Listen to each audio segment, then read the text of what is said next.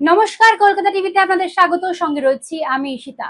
পুজোর মুখে একদিকে পেঁয়াজের ঝাঁজ, অন্যদিকে চিনির মিষ্টিতেও যেন পড়ছে তিতকুটে স্বাদ। অর্থাৎ দেশ জুড়ে কিন্তু পেঁয়াজের দাম হু হু করে বাড়ছে।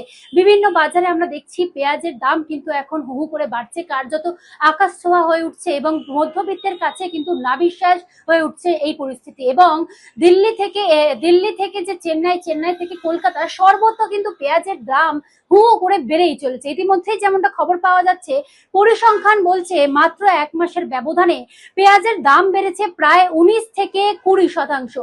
দিল্লির আজাদপুর মন্ডিতে, যেখানে পাইকারি বাজারে প্রতি কেজি পেঁয়াজের দাম প্রায় 42 টাকা, সেখানে খুচরো বাজারে সেই দাম পৌঁছে গিয়েছে 60 থেকে 65 টাকার কাছাকাছি।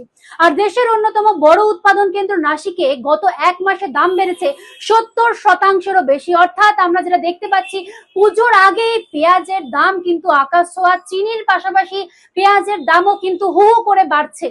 ফলে উৎসবের মরশুমের আগে নতুন করে কিন্তু সাধারণ মানুষের কাছে এই পেঁয়াজের দাম কিন্তু একটা চাপের বিষয় হয়ে উঠছে। যে রান্নাঘরের যে হেসেল রয়েছে, সেই হেসেলে কিন্তু টান পড়ছে এবার মধ্যবিত্তের। পরিস্থিতি সামাল দিতে এবার বাজারে পেঁয়াজের যোগান বাড়ানোর প্রস্তুতি নিচ্ছে কেন্দ্র।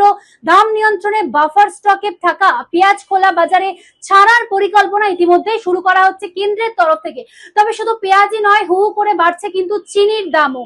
গত এক মাসে চিনির দাম বেড়েছে 15%-এরও বেশি। দেশের বেশ কিছু বাজারে প্রতি কেজি চিনি বিক্রি হচ্ছে 65 টাকা বা তারও বেশি দামে।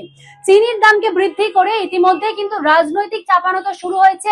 বিরোধীরা কিন্তু কেন্দ্রের দিকে দোষ চাপাচ্ছে, যদিও সেই সমস্ত অভিযোগ কিন্তু নস্যাৎ করে দিয়েছে কেন্দ্র। অর্থাৎ বিরোধীদের অভিযোগ যে ইথানল তৈরিতে আখের ব্যবহার বাড়ায় চিনির সরবরাহ কমেছে, আর তার জেরেই বাড়ছে দাম।